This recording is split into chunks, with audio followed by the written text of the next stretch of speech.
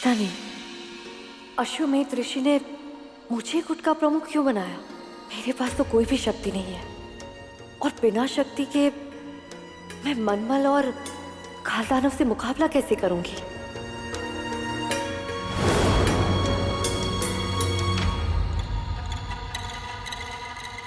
मोहिनी, आप उदास हो क्या?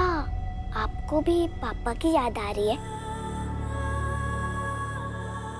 पीकू, तुम्हारे लिए विक्रांत किसी हीरो से कम नहीं थे, क्योंकि वो तुम्हारे पापा थे।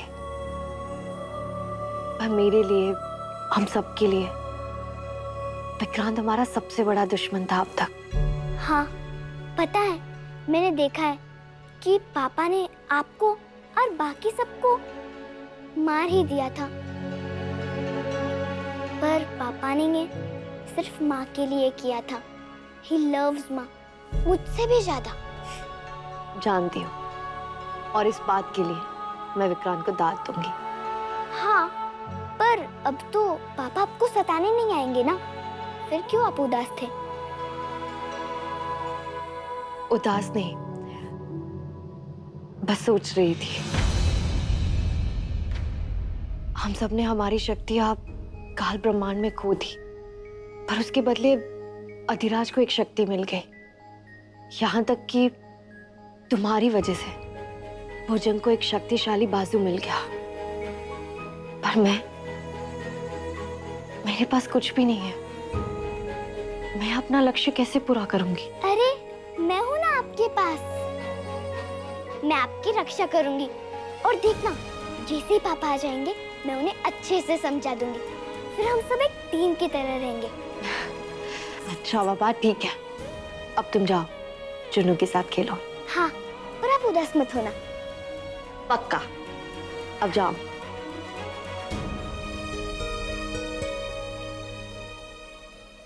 मुझे मेरी फिक्र नहीं है,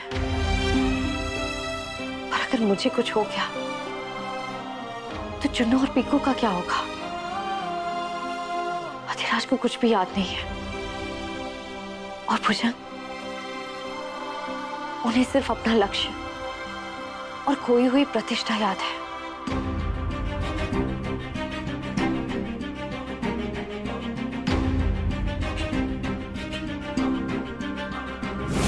मुझे पता है मुझे क्या करना है।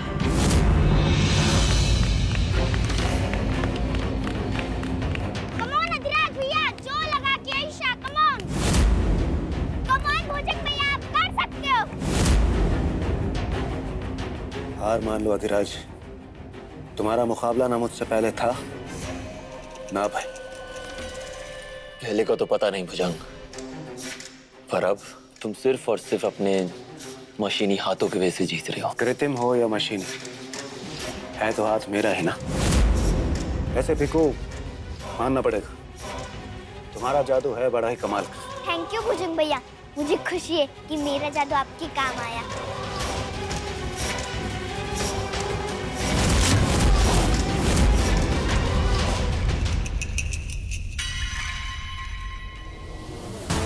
वैसे भुजंग,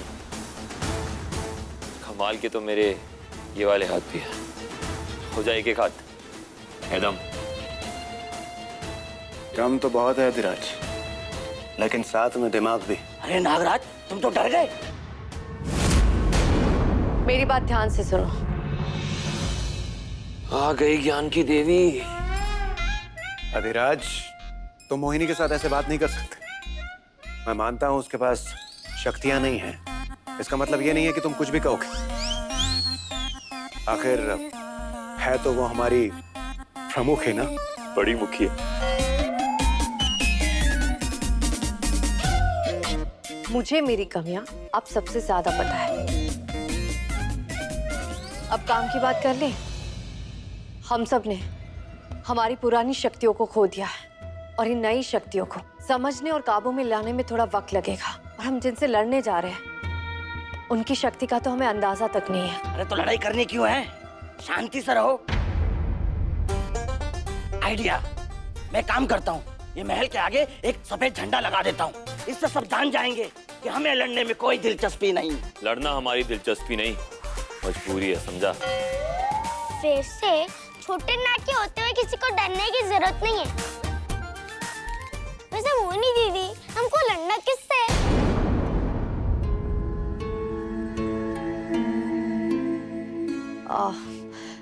चोर, उचक्के और रहस्यमयी जंगल के जादुई जीव से चुनो।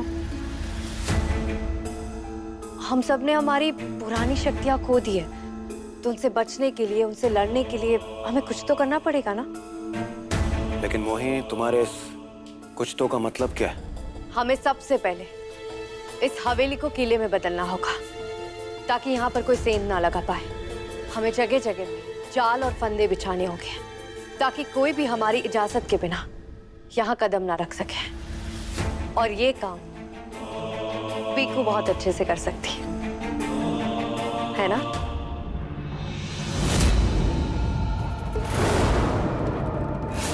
लगता है यही है वो हवेली जहाँ विक्रांत रहता था, और यही मिलेगा मुझे मलमल का मायावी संदूक। बस एक बार मलमल ने अपनी शक्तियाँ हासिल कर ली ना, तो उसे इस संसार में कोई नहीं हरा सकेगा। मलमल पूरी दुनिया पर राज करेगी और फौजिया अपने कबीले पर।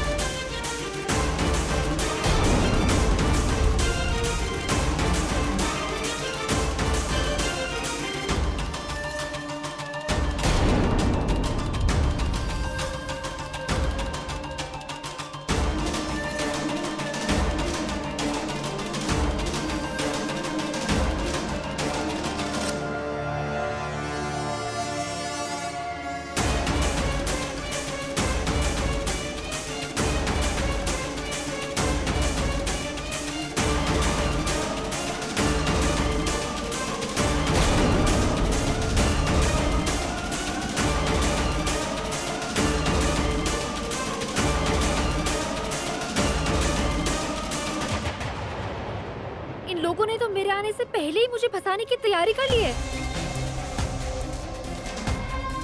नहीं फौजिया, अब यहाँ मेरा अकेले जाना खतरे से खाली नहीं है। मुझे लौटकर अपने लिए और मदद लानी होगी। नहीं नहीं नहीं नहीं, अगर मैं वापस गई तो मलमल को लगेगा कि मैं उसके भरोसे के लायक नहीं हूँ। मुझे ये काम अकेले ही करना होगा। अगर मैं गई तो शायद मलमल मुझे जिंदा ना छोड़े।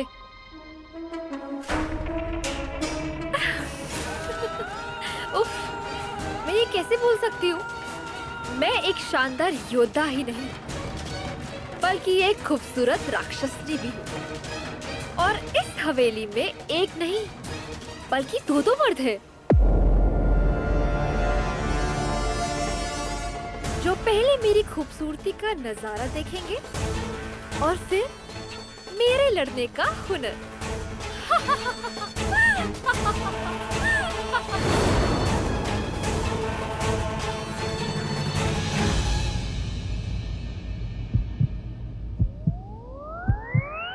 मैं तो थक गया। मैं भी बहुत काम कर लिया आज। अरे बस करो मोहिनी, दया करो। सोचा था विक्रांत जाएगा तो थोड़ा आराम होगा। ए मंगू पंगू, भूलना मत, पापा वापस आने वाले। अरे अरे बस करो, मैं जानती हूँ तुम सब लोग थक गए हो। बस एक आखिरी काम बचा है, मुझे ये रस्सी इस छेद में डालनी है, और ये छेद बहुत छोटा है। सुनो, अरे दीदी, छोटा छेद की क्या फिकर, चल छोटा सांप इधर दो, मैं कोशिश करता हूँ। चुन्नू, इसमें बारूद है, कहीं गलती से तुम्हें कुछ हो गया तो? हटो। रुक जाओ, मैं करता हूँ।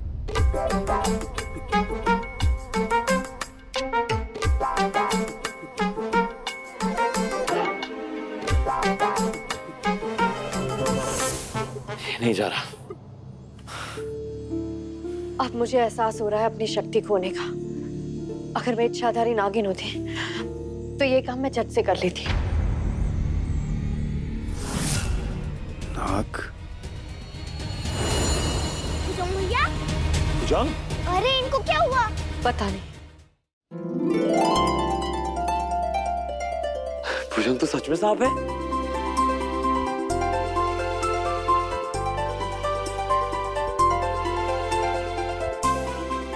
लगता है भुजंग के पास अपनी नाग बनने की शक्ति वापस आ गई है। नहीं दीदी, ये तो साधारण नाग है। भुजंग में तो 3 सर वाले नाग हैं।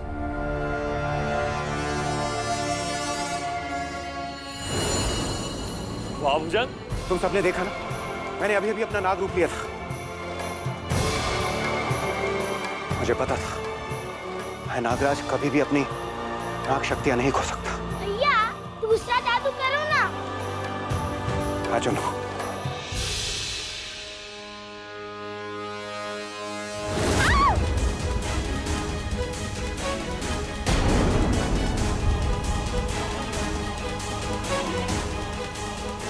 कुछ हो क्यों नहीं रहा?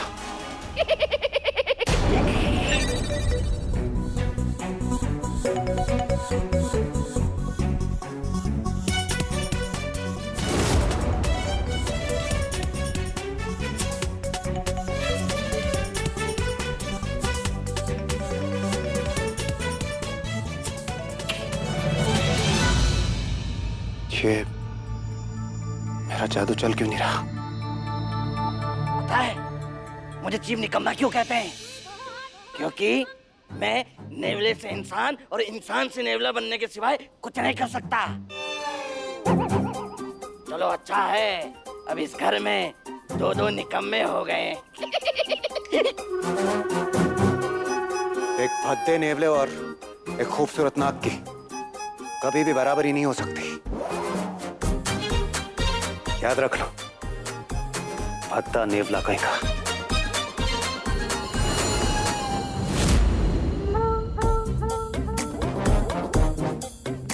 अरे ये तो नेवला भी बन सकता है। क्यों? खूबसूरत नाग को भद्दा नेवला बनकर कैसा लगा नागराज भुजंग?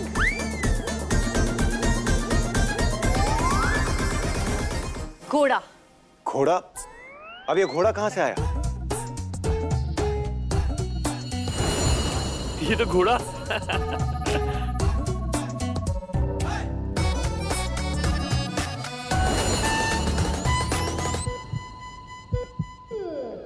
मैं समझ गई, यही आपकी नई शक्ति है भुजंग। आप किसी भी जीव, किसी भी जानवर का रूप धारण कर सकते हैं।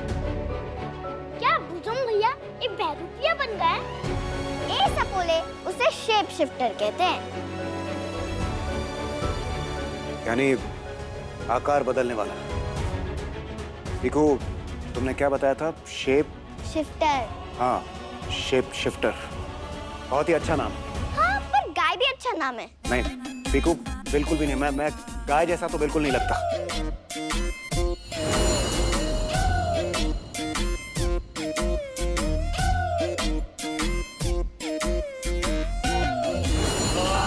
बस बस बस बस। अब कोई और नाम कोई नहीं लेगा, याद है? अरे भाई, मेरी जान से बची है ना। चुन्नू, मेरा फेवरेट जानवर कौन सा था? अधिराज, मुझे कोई और जानवर नहीं बनना। कोई और नाम मत लेना, तुम लोग जा रहे हो। अरे भाई, नहीं, मैं जा रहा हूँ। अरे अपना चिड़ियाघर भुजंग का है, मुझे उसे उल्लू बनते देखना था। मैं उसे लेकर आता हूँ। नहीं अधिराज, भुजंग को अकेला छोड़ दो। वो अपनी शक्ति को समझना और परखना चाहते हैं। हाँ, पर बड़ा मजा आया नागराज भुजंग को नेवला बनता देखकर। अगर पापा होते ना तो हंस हंस कर पागल ही हो जाते। मुझे और पापा को ना दूसरों की गलतियों में बड़ा मजा आता है। पीकू, दूसरों पर हंसते नहीं है, और जरूरी नहीं है कि जो तुम्हारे पापा हैं तुम भी वैसी बनो। तुम्हारे पापा इतना अच्छा आदर्श नहीं थे। अब डांटो मोहिनी को तुम्हारे पापा की बुराई करने के लिए। ए बांगू बांगू चुप। मोहिनी जो चाहे वो बोल सकती है, क्योंकि मोहिनी हमेशा सही बोलती है। बस एक बार पापा आ जाए तो मोहिनी, मैं और पापा कहीं दूर शांत और खूबसूरत जगह पर जाके रहेंगे, जहाँ सिर्फ मोहिनी के डांट का डर हो। दीदी, आप आप इतना खुश क्यों हो? आप मेरे बगैर कहीं नहीं जाओगे, बोल दो उसे। चुन्नू, चुपचाप खाना खा लो। जब देखो दोनों लड़ते रहते हो। खाना खाओ। मुझे नहीं खाना। अरे चुन्नू, चुन्नू रुक जा।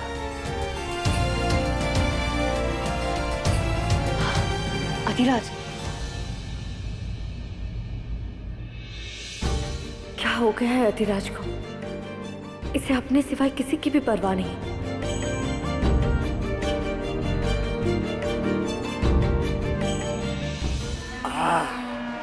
जलन भी बड़े मजेदार चीज है। अब देखना, पीकू और चुन्नू की जलन में इस पूरी हवेली में आग लगाता हूँ और कैसे इन सबकी बैंड बजाता हूँ। जब चीफ आकर मेरा कमाल देखेंगे तो पक्का मुझे इनाम देंगे। हाँ।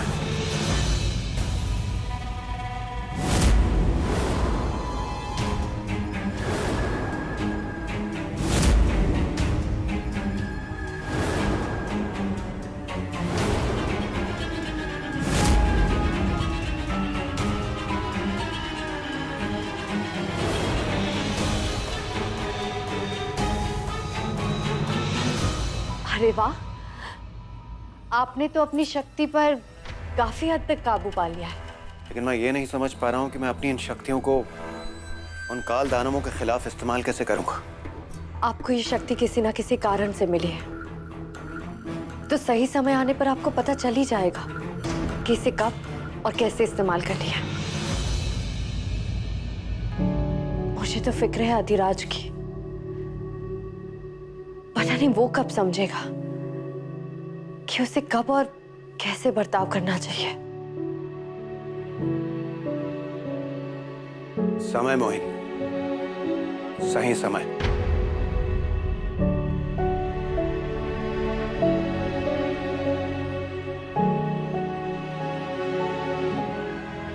तुम्हें अधिराज को समय देना होगा मोहिनी। मैं जानता हूं तुम उस आदमबाज के प्यार को भुला नहीं पाई, मगर अफसोस उससे भी तुम्हारा प्यार याद नहीं। लेकिन मोहिनी, इसमें इतनी फिक्र करने वाली बात ही नहीं। उस बेवकूफ आदमबाज को तुमसे अच्छी लड़की मिल ही नहीं सकती। अश्वमेध ऋषि के ये आदेश अनुसार हम सबको एक दल में रहने के लिए कहा। और तुम देखना, समय के साथ साथ उसे सब कुछ याद भी आ जाएगा और वो तुमसे दोबारा प्यार भी करने लगे। सच में ऐसा हो सकता है? मोहिनी, एक बात बताओ, तुम्हारे अलावा यहाँ कोई और है जिससे वो प्यार कर सकता है? नहीं, अगर उसकी दिलचस्पी मुझ में है तो मैं तो सीधे से मना कर दूं, क्योंकि मुझे उस राह पर ही नहीं जाना। मोहिनी, मुझे तुमसे कुछ और भी कहना था। जब अश्वमेध ऋषि ने तुम्हें दल प्रमुख बनाया तो मुझे इतना अच्छा नहीं लगा, क्योंकि मोहिनी, तुम्हें अभी भी अनुभव की कमी है। इसका मतलब ये नहीं है कि मुझे तुम्हारी परवाह नहीं, मुझे तुम्हारी अब भी उतनी ही परवाह। और आज के बाद उस बेवकूफ आदमबाज की भी होगी। इसलिए तुम अधिराज की फिक्र मत करो। ठीक है, छोड़ दी। अभी तो मैंने उसे जंगल में फल लाने भेजा है। जैसे ही वो आ जाता है मैं उससे दोस्ती कर लूंगी।